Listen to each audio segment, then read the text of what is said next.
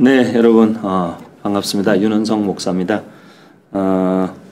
이렇게 뭐 온라인으로 이렇게 뭘 혼자서 떠드는 게 이렇게 시간이 흘러도 빨리 익숙해지지 않는 것 같습니다. 우리 크로스로드에서 여러 좋은 시도를 많이 하시는데 우리 많은 분들이 참여하셔서 함께 좋은 도움 받으시면 좋겠다 생각이 듭니다.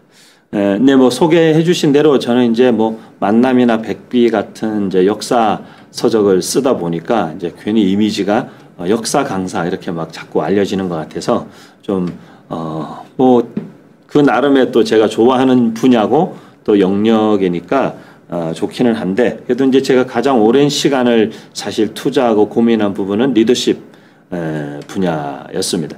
제가 이제 왜 리더십 분야를 사실은 고민하게 됐냐면 어려서 이제 교회에서 아무래도 이제 자라고 목회자 자녀로 자라고 하다 보면 어쩔 수 없이 이렇게 책임을 어려서부터 많이 맡게 되잖아요. 그래서 뭐 주일학교 졸업하면서 바로 주일학교 교사를 했고 그리고 뭐 성가대 그리고 뭐 찬양팀 뭐 이런 거 다 중고등학교 때 이제 두루 다 이제 리더를 맡아서 섬기게 되고 뭐 중고생 때 이렇게 뭐 지휘자가 갑자기 공석이 되면 갑자기 뭐 배우지도 않은 지휘를 해야 되기도 하고 그런 두루 역할들을 그리고 뭐 이렇게 중고등부 하다 보면 아무래도 이제 목사님 아들이고 이러니까 뭐 찬양 인도를 하거나 뭐 회장 뭐 이렇게 다 하게 되고 항상 그런 어떤 리더의 포지션에 어려서부터 계속 있어야만 했던 저의 어떤 이 운명의 장난 같은 그런 상황에서 리더십에 대한 고민을 많이 했던 것 같아요. 그리고 뭐 대학교 1학년 들어왔는데 갑자기 이제 제가 활동하던 학생 선교단체에 그 찬양팀을 이끌던 목사님께서 갑자기 이제 사임하시고 목회지로 가시게 되면서 당시 제일 막내였던 저보다 뭐 5년, 7년 터울 선배들이 다 있는 팀의 리더를 갑자기 저한테 맡기신 거죠. 막내 신입생에게.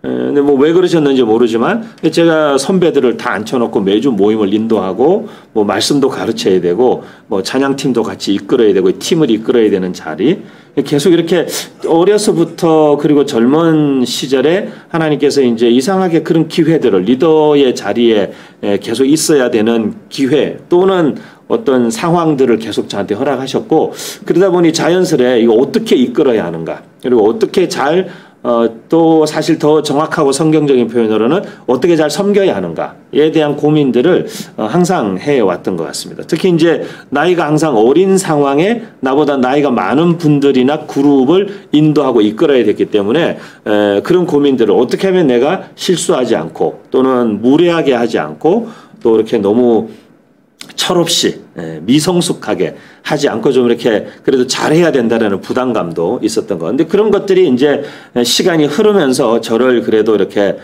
만들었고 다듬어 오는 어떤 하나님의 방법이 되지 않았나라는 생각을 해봅니다. 그리고 특별히 이제 미국에 유학하고 한국에 돌아와서도 이제 우연한 계기로 이제 한동대학교에 특강을 하러 갔다가 교수님께서 이제 저한테 특강을 부탁하셔서 갔는데 그 다음 학기에 그 교수님 갑자기 이제 원래 투병 중이셨는데 방학 중에 돌아가시면서 그 다음 학기부터 제가 난데없이 리더십 강의를 이제 하기 시작해서 한동대학교에서 꽤 이제 오랜 시간 한 7, 8년 이상을 크리스천 리더십을 강의를 계속 했습니다.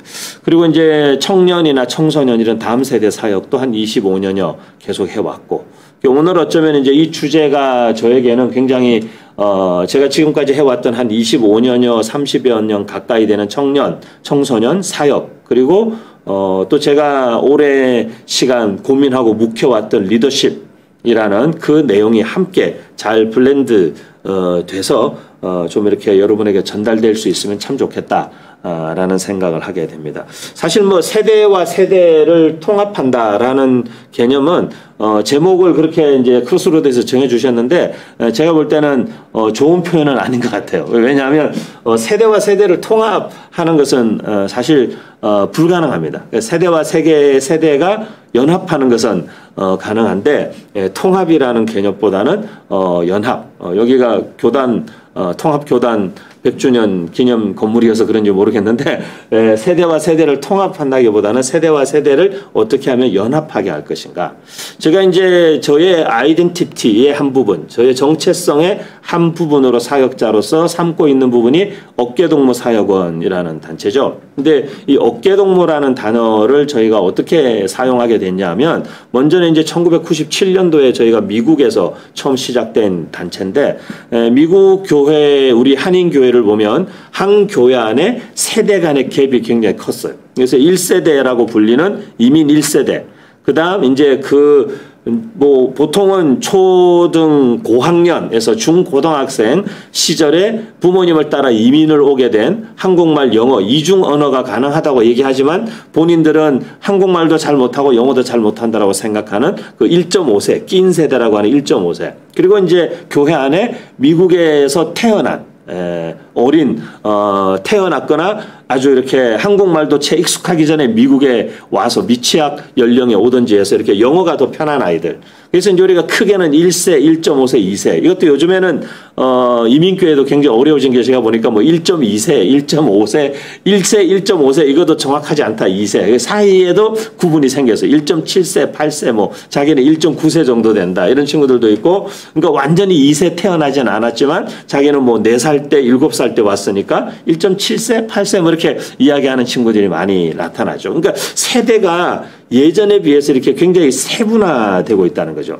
크게 어떤 덩어리를 나누기에는 사실 이제 무리가 따르는 시대가 왔다는 거죠. 예전에 저희들 같으면 한 세대를 30년 정도로 구분했죠.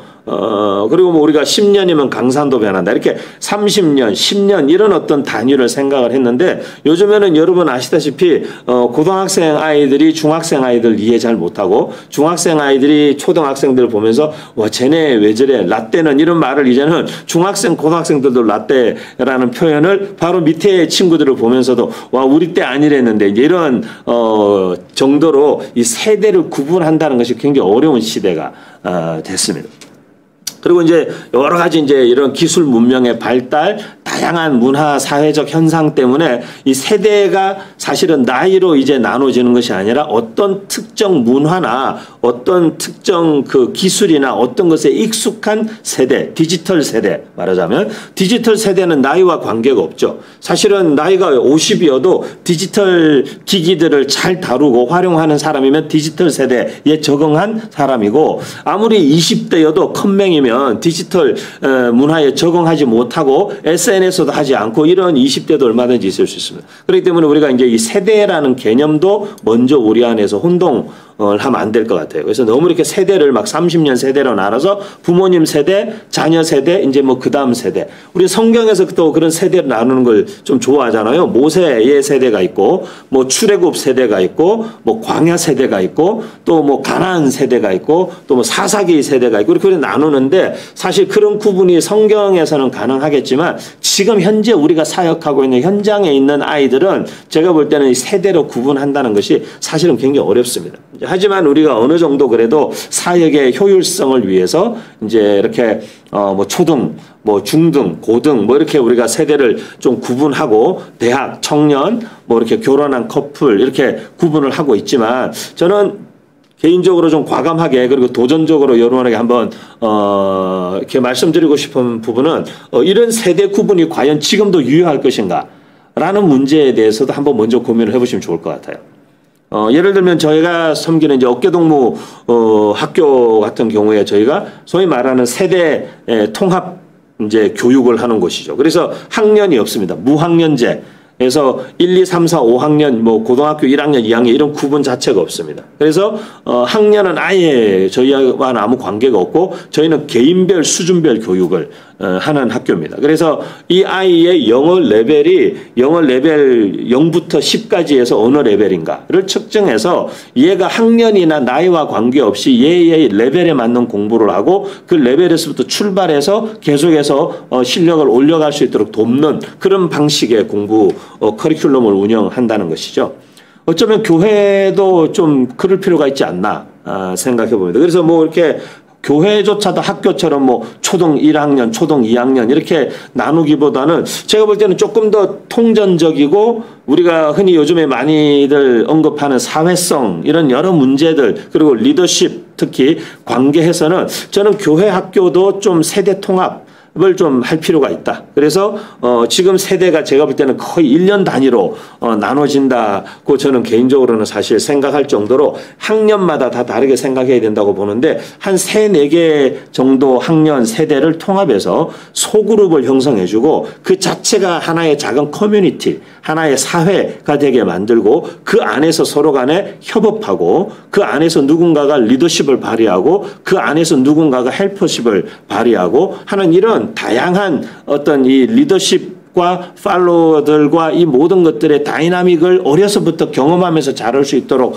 만들어주는 그런 형태의 어떤 세대 통합 주일학교가 오히려 저는 이제 좋지 않을까. 왜 우리가 이제 대학 청년부에 와서만 소그룹이 가능하다고 생각하는 것은 어쩌면 우리가 너무 이렇게 초, 중, 고등학생들은 너무 어린 아이들로 취급하고 그렇게 아마 생각하는 아니면 아무 고민 없이 그냥 학교의 학제를 그대로 가져와서 교회 학교에도 도입해 놓은 시스템이 과연 지금 시대에 유효한 것인가? 이게 뭐 한 100년 된 유물일까요?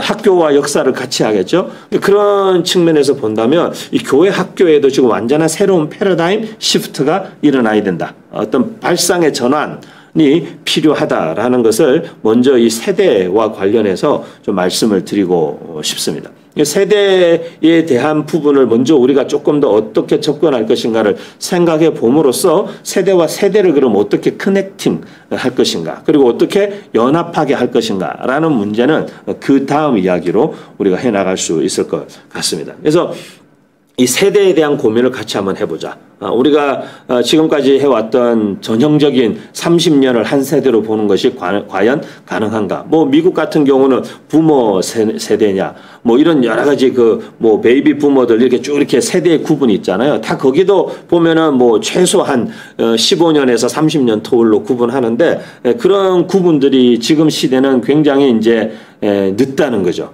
지금 같은 시대는 사실 일전에도 저희가 어떤 포럼에서 어떤 한 젊은 이 친구들이 굉장히 지금 그 핫한 젊은 친구들에게 그 메타버스 관련된 어떤 영역에 일하고 있는 친구가 그런 얘기를 하더라고요. 우리가 세대를 모더니즘과 포스트 모더니즘으로 이렇게 나누면서 요즘 시대를 포스트 모던이라고 아직도 말하는 분들이 있는데 이미 늦었다는 거예요. 포스트 모던도 이미 지나갔다는 거예요. 그래서 지금 세대에 쓰이는 적절한 용어는 컨템포러리. 그러니까 지금이 가장 핫하고 지금이 가장 트렌디하고 지금이라는 거죠. 그리고 이것도 사실 수명이 길지 않을 거라는 거예요. 그래서 그만큼 사실은 순발력 있게 대응을 해야 된다라는 거죠. 뭐 어떤 한 목사님이 이미 제가 볼 때는 한 20, 그러니까 거의 20년 전에 뭐 미국 캘리포니아에서 좀 이렇게 굉장히 큰 규모의 한인교회를 담당하시던 목사님하고 제가 만나서 대화하면서 그때도 제가 굉장히 신선한 충격으로 받았던 얘기가 뭐냐면 20년 전인데 미국의 이민교회 목회하는 그분이 지금 한국에 오셔서 큰 대형교회 담임 목사님 하시고 계시죠. 근데 그분이 제가 그때 당시에 굉장히 신선한 충격이었던 건 뭐냐면 뭐 그렇게 좋은 의도로만 제가 받아들이거나 해석하지는 않았습니다만은 그리고 또 다른 의미에서는 교역자들 진짜 힘들겠다 이런 생각 제가 했습니다만은 근데 이제 그 어떤 인사이트만큼은 제가 동의가 어느 정도 됐던 부분은 그거예요. 지금 누가 연간 계획 세우냐는 거예요. 20년 전에. 지금 사회는 3개월 단위로 돌아가는데 교회만 연간 계획 세운다는 거죠. 그렇게 해가지고는 지금 세대를, 지금 시대를 사실은 제대로 교회가 어떤 의미에서는 이렇게 효과적으로 사역할 수 없다. 뭐 세대를, 시대를 쫓아간다라기보다는 효과적으로 사역할 수 없다. 그렇게 해서는 마인드가 너무 늦고 순발력이 떨어진다는 거죠. 그만큼 문화는 급변하고 있고 기술도 급박하게 달라지고 있고 핸드폰에 바뀌는 주기를 보십시오. 스마트폰이 얼마나 빠른 주기로 바뀝니까? 그렇기 때문에 다양한 모델들을 놓잖아요. 우리가 볼 때는 이렇게 많은 핸드폰 모델이 다 팔리나 장사가 되나 싶지만 그럴 수밖에 없는 그럼에도 불구하고 누군가를 위해서는 이걸 계속 유지해야 되는 그런 어떤 것들이 있다는 거죠. 기술의 어떤 이 수명도 굉장히 짧아졌다는 거죠. 그렇기 때문에 조금 더 우리가 사실은 순발력이 필요한 시대를 살고 있는 것 같습니다. 그래서 특별히 이 세대에 대해서 접근할 때는 그 세대를 이해하는 것, 이것이 먼저다. 근데 그 세대를 이해하려고 하지 않고 무작정 내 입장에서 그 세대를 향해서 무엇인가를 요구하고 강요하는 것을 소위 우리가 말하는 라떼, 그리고 다른 말로는 꼰대라고 이야기하는 것이죠. 어느 교회에서 강의할 때 이 꼰대라는 단어를 쓰면 영상을 올릴 때 삐 처리한다는 교회가 있어요. 여기 이쪽 종로 이쪽에 있는 너무 큰 역사와 전통을 자랑하는 대형 교회인데 청소년 사역 강의하는 사역자가 가서 강의를 했는데 꼰대라는 표현을 썼는데 동영상에 올라왔는데 다 삐 처리돼서 올라왔다고 이렇게 마치 무슨 욕설을 한 것처럼 뭐 그렇게 썩 좋은 용어는 아니지만 어쨌든 지금 이 세대를 놓고 이야기하다 보면 반드시 라떼, 꼰대 이런 표현들이 들어올 수밖에 없다는 거죠. 왜냐하면 그것은 다른 문제가 아니에요. 뭐 기질, 성격 이런 문제가 아니고 사실은 이해의 문제예요. 그래서 이 세대에 대한 사역을 고민하기 전에 세대 그 자체를 이해하려고 해라. 그래서 이 세대가 어떤 세대인가?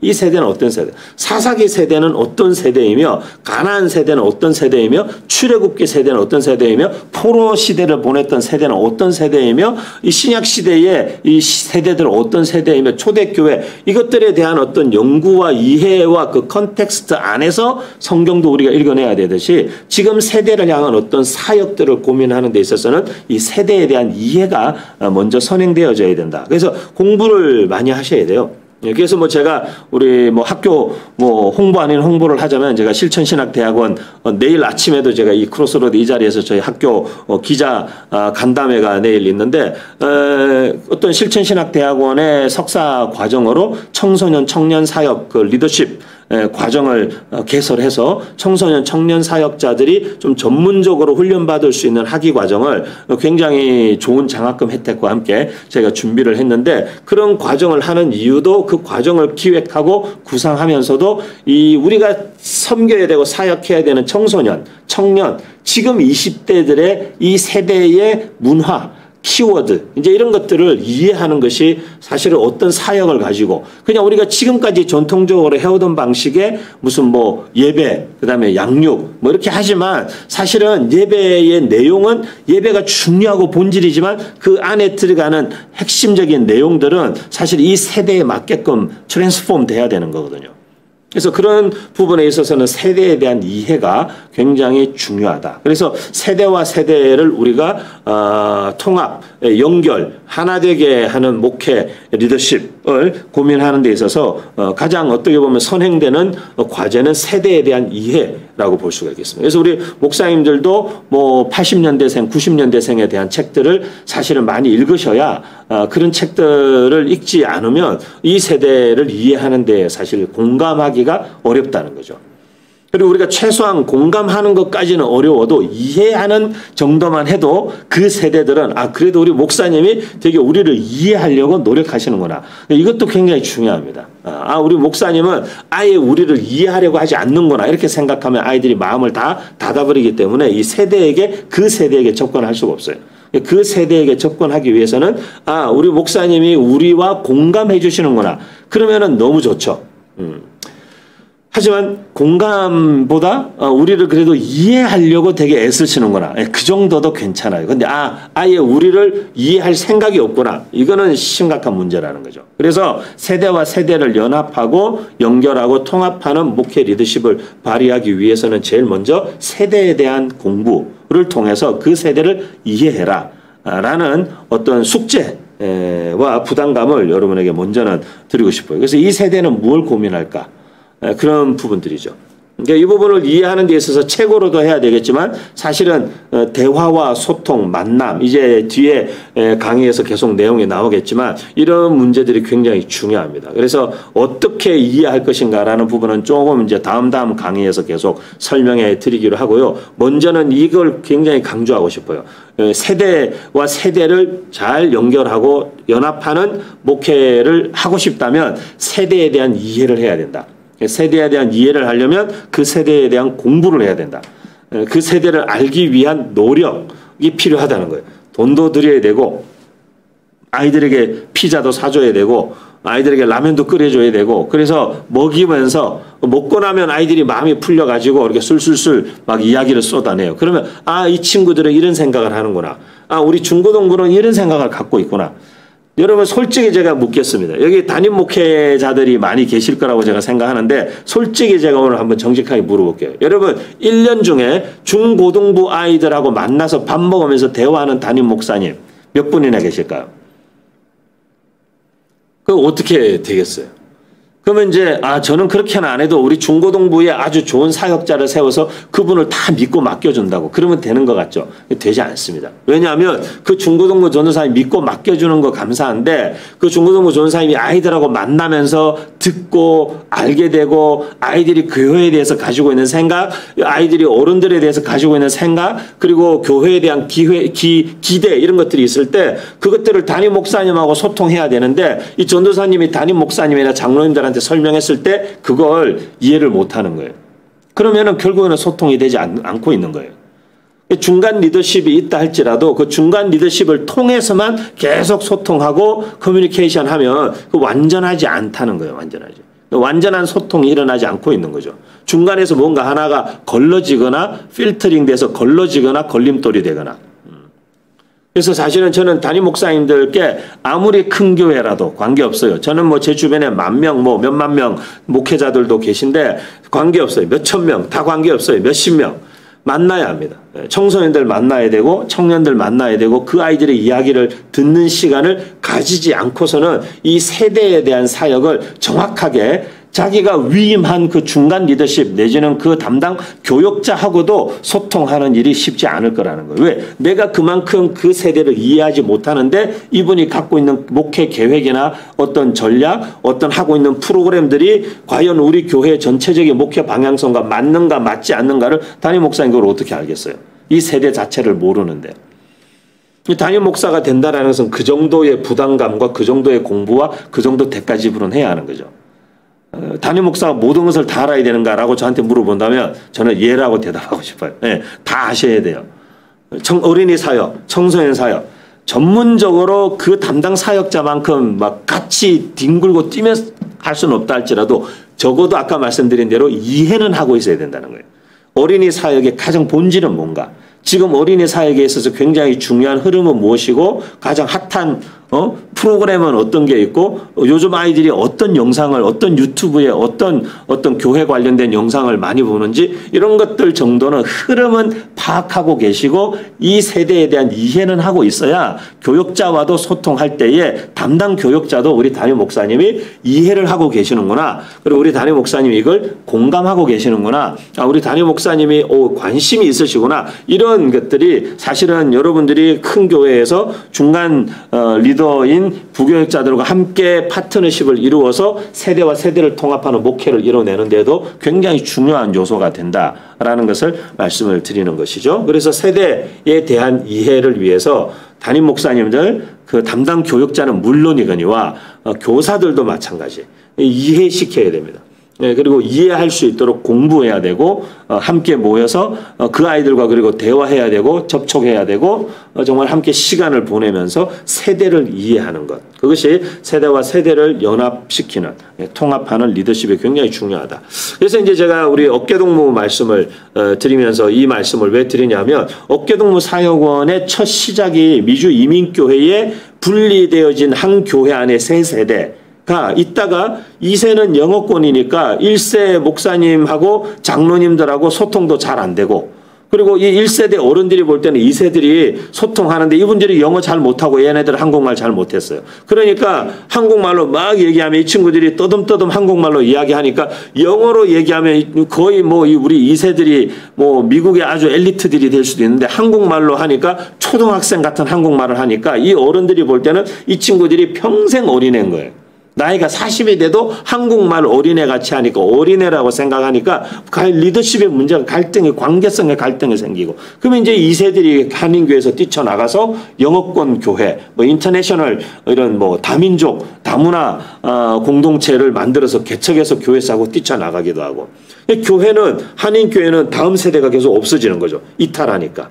1.5세대로 1세에게도 못 끼고 2세에게도 못 끼고 이런 여러 애로사항들 세대 간의 문제를 보면서 이제 저의 멘토 되시는 이승종 목사님께서 이 세대와 세대를 이어주는 굉장히 중요한 영적 원리로 어깨동무라는 단어를 스바냐 3장 9절에 있는 말씀처럼 어깨를 나란히 하고 나를 섬기게 할 것이다라는 그 말씀에서 이걸 착안하셔가지고 그 영어 성경에 shoulder to shoulder라고 표현해서 어깨와 어깨를 나란히 하고 그래서 사실 세대와 세대를 통합하는 목회 리더십의 해법은 사실 어깨동무에 있어요. 어깨동무 하려면은 서로 이렇게 같이 서야 돼요. 같이. 앞에 있는 사람과 뒤에 있는 사람이 어깨동무 할 수가 없어요. 어깨동무 하려면 옆으로 같이 서야 돼요. 앞, 뒤가 아니라 좌우로 서야 돼요. 그리고 함께 어깨를 걸어야 되고 함께 어깨를 걸려면 키가 작은 친구들은 까치발을 해야 되고 키가 큰 사람들은 좀 이렇게 낮춰줘야 어깨동무가 가능해요. 그렇게 서로를 배려하고 서로 이렇게 맞춰나가고 서로 함께 이렇게 어깨를 나란히 해서 함께 하나님 나라를 섬기고 함께 교회를 섬기고 함께 나라와 민족을 섬기는 어떤 그 시대의 비전을 이 어깨동무라는 단어에 가장 한국적이면서 가장 글로벌한 네트워킹 파트너십 이런 모든 개념을 다 담아낼 수 있는 단어로 어깨동무를 이제 목사님이 하신 거죠. 제가 이제 99년도에 어깨동무를 처음 접하고 내가 앞으로 평생 가야 될 길이 어깨동무구나. 제가 그때 이제 유학 마치고 한국에 돌아오면서 2005년도부터 한국 어깨동무 사역원을 시작해서 세대와 세대, 교회와 교회, 민족과 민족. 사실 어깨동무로 모든 걸 다 설명할 선교 어깨동무입니다. 민족과 민족이 복음으로 어깨동무하면 선교가 되는 거죠. 통일, 남과 북이 어깨동무하면 복음으로 어깨동무하면 민족 통일, 복음화 통일 되는 거죠. 세대와 세대 간의 갭, 세대와 세대가 함께 어깨동무하면 돼요. 아이들 조금 까치발 할 때 어른들이 좀 걔들 눈높이 낮춰주고 그래서 함께 어깨동무하고 함께 하려는 마음만 있으면 이 어깨동무의 정신만 있으면 사실 세대와 세대를 통합하는 목회 리더십을 발휘하는 것은 어깨동무의 정신이면 사실 다 됩니다. 이제 요 정도 얘기하면 이제 사실 강의 그만해도 되는데 오늘 제가 3시간을 해야 된다고 그러는데 이제 난감합니다. 어쨌든 이 세대와 세대를 연결하고 통합하는 리더십에 있어서 다시 한번 말씀드립니다. 세대에 대한 이해, 세대를 이해하기 위한 공부를 게을리하지 마라. 그리고 공부와 함께 그 세대들을 지속적으로 만나야 한다. 저도 청년 사역 25년 30년 가까이 청년들 했어요. 사역했는데 지금도 계속 청년들 만나고 지금도 계속 청소년들 만나고 지금도 계속해서 청소년 사역자들 만나고 20대 30대 후배들을 만나고 그들의 이야기를 듣고 그들의 고민을 듣고 그들이 생각하는 한국교회 그들이 생각하는 이미 50대가 넘어가면서 이제 이렇게 리더십이 되어가는 우리 세대를 보는 기대와 고민들을 계속 듣는 만남의 자리를 끊임없이 가지지 않고 그냥 나 비슷한 또래 그래서 저는 사실 교계에 별로 안 좋아하는 게 이렇게 뭐 큰 교회 목사님들끼리 만나는 거 굉장히 좋지 않아요. 그럼 그것만 안 좋냐? 아니 작은 교회 목사님들끼리 만나는 거 이것도 별로 좋지 않아요. 왜냐하면 결국 다 자기들만의 세계에 갇히게 되기 때문에. 같은 또래들끼리만 있으면 제가 교육학적으로 볼 때 제가 다음 주에 이제 교육 관련된 3번째 책 쓸모 있는 교육이라는 책이 나오는데 그 책에서도 제가 교육학적으로 볼 때도 같은 또래들끼리 묶어놓으면 우리는 지금 중학교 1학년, 2학년, 초등학교 1학년, 2학년 이렇게 우리가 이 세대들을 나이로 나눠놨잖아요. 근데 나이로 한 교실에다가 묶어놓으면 교육적인 효과가 좋을 것 같죠? 좋지 않아요. 뭐 또래 집단 이런 거 중요합니다. 근데 솔직히 나이 들어가면서 같은 연도 친구냐 아니냐 상관없어요. 저 아래 위로 2-3살 터울은 다 친구처럼 지내게 되는 게 사실 나이 들어가면서 서로 좋은 거잖아요. 그러니까 그게 어릴 때 별거 아닌 거 뭐 1년 선배가 후배들 뭐 이렇게 우리 옛날 표현으로 이렇게 한따까리 하고 뭐 이렇게 하는 게 사실은 다 얼마나 유치한 장난입니까? 어른들이 볼 때는. 근데 아이들이 어려서부터 아래 윗세대가 사실은 서로 편안하게 소통하고 함께 고민하고 서로에게 배우고 이런 문화를 어려서부터 경험하게 해줘야 이게 과도한 경쟁으로 지금 사실 미친 듯이 질주하고 있는 한국 사회에 아주 고질적인 병을 고칠 수 있는 거예요. 교회도 마찬가지고.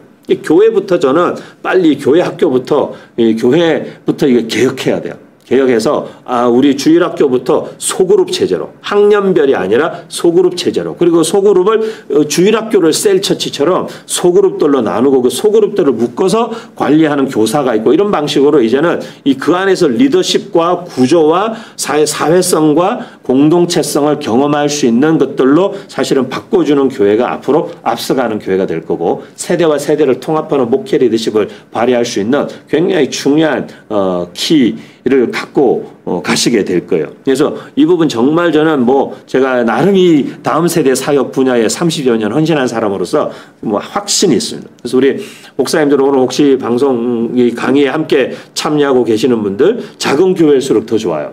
어차피 작은 교회는 이미 세대 통합으로 하고 있잖아요. 그죠? 주일학교 그래봐야 어떨 때는 초중 고등생 학생이 다 같이 앉아서 하기도 하잖아요. 나쁘지 않습니다. 오히려 그것의 장점을 잘 살려줘야 돼요. 걔네들한테 야 너네 중등부 못 만들어줘서 미안해 고등부 이렇게 하지 마시고 이걸 장점을 살려줘야 돼요.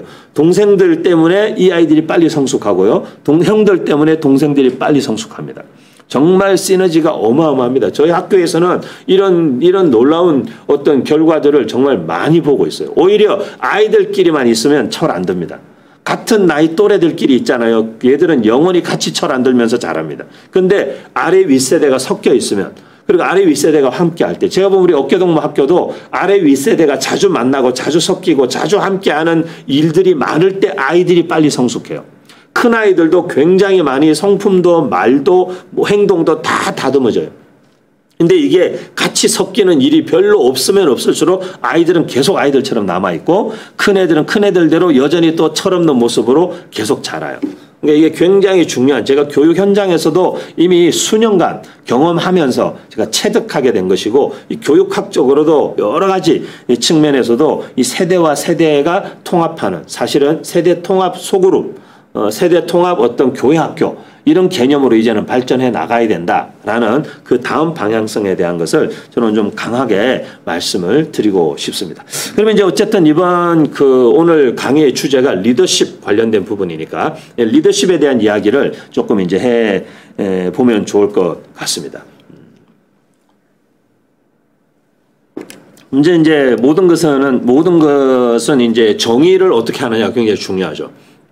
정의를 잘 내려야 이제 그 정의와 그 개념에 따라서 우리가 움직이게 되어 있고 그게 하나의 기준이 되기 때문에 이 definition 어떤 개념을 정의하는 것 이건 굉장히 중요한 문제입니다. 리더십을 뭐라고 생각하는가? 라고 했을 때 다양한 리더십에 대한 정의가 있을 수 있지만 제가 볼 때 가장 파워풀하고 그리고 가장 이렇게 와서 다 꽂히는 한마디로 얘기한다면 리더십은 영향력이다.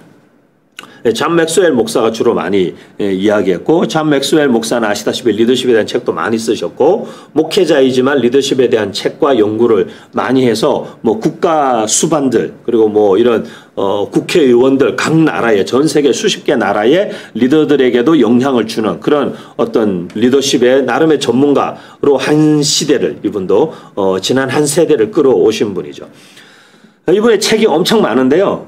엄청 많은데 그 많은 책 중에 다 읽으실 필요는 없는 것 같습니다. 근데 이제 그분의 책 중에 아마 거의 보면 최근에 종합책처럼 나온 그런 책 한두 권, 360도 리더십이라든지 그런 책 한두 권 정도 보시면은 그 안에 총체적으로 지난 책들이 다 녹아내려져 있는 것 같고요. 리더십 책을 보시는 굉장히 중요한 인사이트를 시간 없으신 목사님들께 그리고 책 일일이 다 사서 볼 돈도 우리가 그렇게 넉넉하지도 않을 수 있는 분들에게 드릴 수 있는 팁은 그런 거 있잖아요. 7가지 법칙, 21가지 법칙. 이 맥스웰 목사님 그런 거 미국 사람들이 그런 거 잘하거든요. 12가지 법칙 이런 거 잘하는데 그런 책들은 사서 보실 필요 없습니다. 그런 책들은 서점에 가셔서 12가지가 뭔지 목차를 사진 딱 찍으시고 목차를 사진 찍는 거는 불법이 아닌 걸로 알고 목차를 사진 정도 찍으시고 그 다음에 그 안에 목차마다 들어가셔서 요거에 대한 핵심적인 내용은 이거구나. 이거는 이거구나. 첫 번째 법칙의 내용은 이거구나 라는 정도 그냥 서서 한번 훑어보고 나오시면 돼요. 그럼 되지. 그런 책들 다 사서 보실 필요는 제가 볼 때는 없고, 그건 낭비입니다, 낭비. 낭비인 것 같고. 어쨌든 리더십에 대한 많은 정의가 있고 데피니션 있는데 그중에 제가 볼 때는 리더십은 영향력이다라는 것이 굉장히 강력한 사실 개념 정리다라는 것을 말씀드리고 싶고요. 왜 리더십이 영향력이다라고 생각하냐면 영향력은 사실 이렇게 사람들을 자연스럽게 어떤 굳이 비전과 관련해서 설명한다면 어떤 비전이 제시되었을 때 그 비전을 향해서 공동체가 함께 마음을 모아서 그 방향으로 움직여서 그 비전을 함께 성취하고 이루어낼 수 있어야 소위 말해서 리더십이 발휘되는 거잖아요. 그런 측면에서 본다면 그 사람들을 움직이게 하는 힘, 그것을 영향력이라고 하는 거죠. 근데 이제 그 사람들을 움직이는 힘에는 몇 가지 종류가 있는데 크게는 두 가지 종류가 있어요. 미는 힘과 당기는 힘이라고 얘기하죠. 미는 힘, 밀어붙이는 힘. 왜 안 가? 빨리 가. 막 이렇게 등을 뒤에서 막 떠미는 리더십. 이걸 힘으로 밀어붙이는 거죠. 내가 원하는 방향으로 사람들이 잘 안 움직이니까 이제 소위 말해 뭐 무력을 사용하는 것이죠. 보통 뭐 우리나라가 이렇게 뭐 군사 독재 이런 시기를 지나올 때 보면 국민들이 이제 자기가 원하는 방향으로 뜻대로 이 대통령이 보기 안 되면은 이제 주로 다 무력으로 움직였죠. 무력으로. 군대를 투입하고 이렇게 막 무력을 행사해서 사람들을 억지로 그렇게 떠밀어서 그렇게 왔다는 거죠. 자기가 옳다라고 믿는 것을 향해서 했어요. 하지만 리더가 자기가 옳다라고 믿는 어떤 것을 향해서 사람들을 밀어붙인다. 그러니까 무력을 행사할 때 거기에 많은 무리수가 따르죠. 그게 때로는 희생도 따르고 불가피한 정말 불가피하다고 본인들은 주장하지만 사실은 무고한 사람들의 희생들이 있죠. 거기는. 그래서 그런 측면에서 볼 때 이제 이런 무력이 행사되면 무리수와 사실은 굉장히 그곳에 많은 사람들에게 무리수가 따르는 결과들이 나타난다라는 거예요. 그래서 밀어붙이는 힘이라기보다는 리더십은 매력, 무력보다는 매력이다. 매력은 끌어당기는 힘이에요.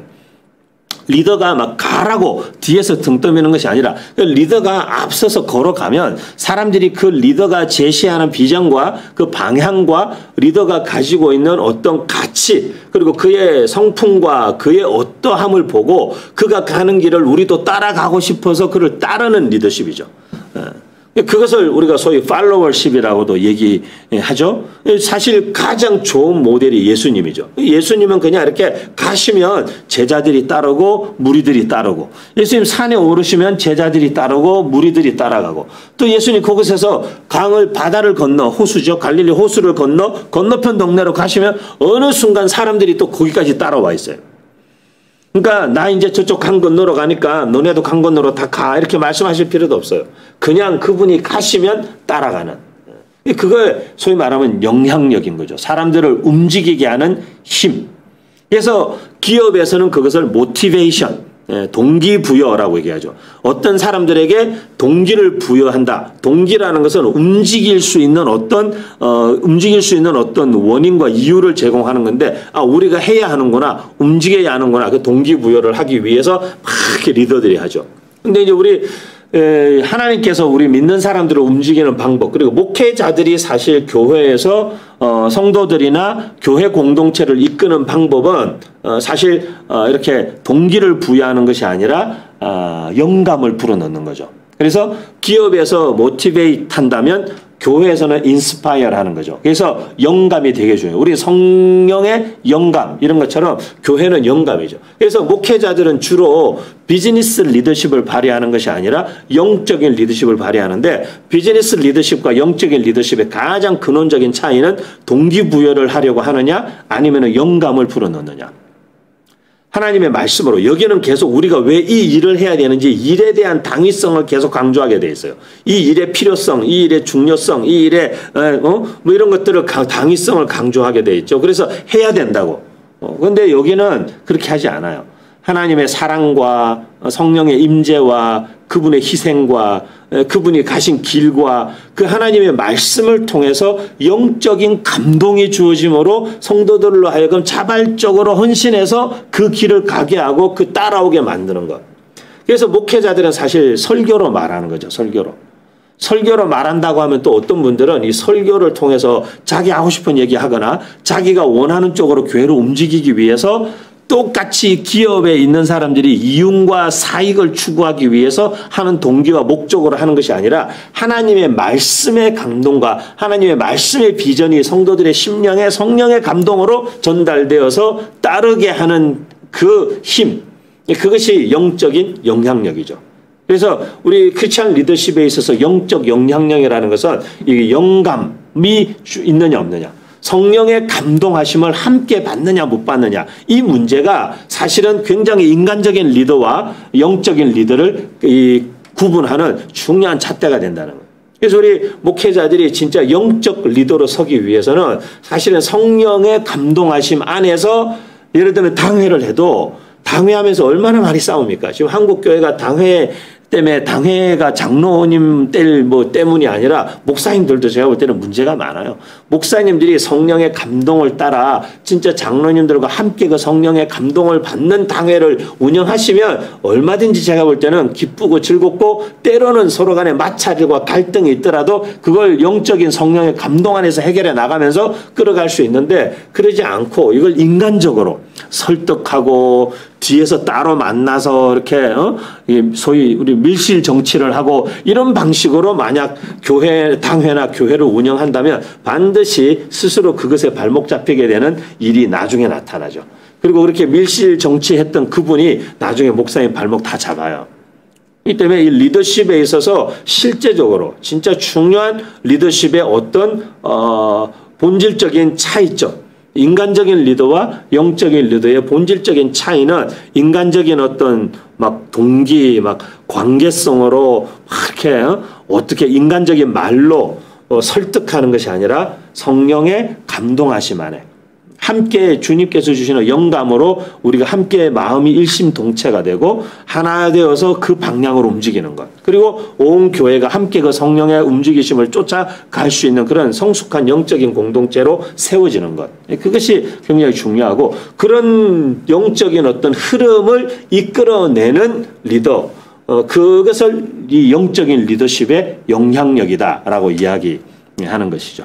그래서 조금 우리 인간적인 리더와 이 영적인 리더에 대한 구분을 조금 그렇게 리더십을 가지고 한번 해봤고요. 그리고 이제 리더십이라는 단어는 사실은 세 단어죠. 리드한다라는 동사, 이 아래 붙은 리더라는 이끄는 사람, 그리고 쉽이라는 단어, 세 단어가 이제 합성됐어요.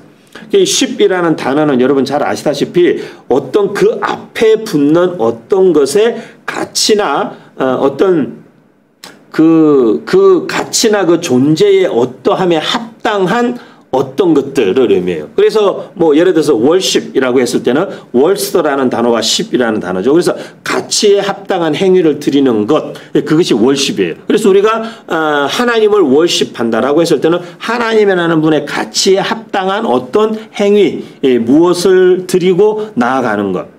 근데 이제 십이라는 단어가 어떤 크래프트맨이라는 장인이라는 뒤에 붙으면 장인 정신이 되는 거죠, 이게. 그래서 어떤 전문성, 어떤 실행하는 능력 또는 어떤 정신, 이런 요소들이 리더십이라는 요소에는 다 이 안에 함축되어 있다. 리더십은 단순한 스킬 또는 테크닉이 아니라는 거예요. 리더십이라는 것은 그 안에 성품과 전문성이라는 것을 함께 가지고 있는 그것이 리더십의 본질이다라는 것을 우리가 기억하고 생각하는 것이 중요하다. 그래서 리더십이라는 것을 이야기할 때 그냥 이렇게 뭐 어떤 탁월한 기술, 뭐 또는 뭐 말빨, 또는 그냥 이렇게 사람들을 잘 설득하는 화법, 이런 정도로 리더십을 생각한다든지, 아니면 막 조직, 어떤 또는 뭐 매니지먼트, 이렇게 뭐 운영 관리를 잘하는 걸 리더십이라고 생각한다든지, 이런 건 다 굉장히 큰 착각이라는 거예요. 리더십은 영향력이기 때문에 사람들을 움직이게 하고 사람들을 그 비전과 그 방향으로 가게 하는 어떤 일종의 영향력, 사실은 행사되는 어떤 힘인데, 그 힘이 밀어붙이는 무력이냐 끌어당기는 매력이냐, 그리고 인간적인 리더십이냐 영적인 리더십이냐, 그리고 그 안에서 이끄는 사람이 어떤 기술적인 부분에 있어서 탁월함만이 아니라 그의 성품, 우리가 말하는 이 영혼 육의 통전성이 사실은 그 사람 안에 담겨져 있는가, 라는 것이 사실 우리 기독교 리더십에서 고민해야 되는 중요한 리더십의 정의라는 거죠. 이 리더십의 정의가 잘못되어 있으면 예를 들어서 교회 담임 목사는 교회의 공동체의 리더인데 그 리더의 자질이 뭐냐라고 했을 때 설교 잘하면 된다. 설교 잘하는 사람이 교회의 리더다. 과연 그럴까요? 그럼 교회가 말 잘하는 사람이 리더 되는 꼴이잖아요. 뭐 가르치는 걸 잘한다. 그러면은 뭐 어떻게 살든지는 관계없이 성경 기깔나게 하면 안 되나요? 젊으시 그 성경을 아주 그냥 뭐 산뜻하게 아주 그냥 뭐 아주 기가 차게 잘 가르치면 그냥 그러면 교회 리더가 될 수 있는 건가요, 그 사람이? 아니죠. 교회 리더가 된다라는 것은 그런 것만으로 안 되죠. 설교를 잘한다? 근데 삶은 완전 엉망이다? 뭐 성경 공부 정말 잘 가르치는데 가르치는 것과 아무 관계없이 산다? 그런 사람의 삶에서 뭐가 나오지 않을까요? 영향력이 안 나오죠. 더 정확하게는 선한 영향력 또는 거룩한 영향력, 영적인 영향력이라는 게 나오지 않죠. 그의 말에 설득은 지적인 설득은 될지 모르지만 그의 말에 꼬여 넘어갈지는 모르지만 그의 삶에 감동을 받거나 그의 가르침에서 영감을 성령의 감동하심을 받는 일은 사실 없을 거예요. 우리 두 가지 측면 다 나는 어떤 리더인가 또는 우리 성도들은 또 어떤 성도들이지? 나는 우리 성도들을 어떤 리더십으로 지금 움직이고 있는가? 나는 우리 성도들을 어떤 리더십으로 이끌고 있는가? 그래서 사실 찰스 스탠리라는 그 미국의 우리 아틀란타의 굉장히 미국 침례교단의 목회 성경 잘 가르치시고 말씀도 잘 가르치신 목사님 계시잖아요. 그 찰스 스탠리 아들인 앤디 스탠리가 아버지의 대를 이어서 이렇게 목회사가 되어서 그 아틀란타 지역의 노스포인트라는 또 다른 교회를 개척했어요. 지금은 그 지역에서 가장 큰 교회로 성장했죠. 여러 곳에 캠퍼스를 두고 있는. 근데 그 앤디 스탠리가 좋은 책들을 많이 썼는데 그 책 중에 우리나라에 번역된 한 책이 성품은 말보다 크게 말한다 그런 책이었어요.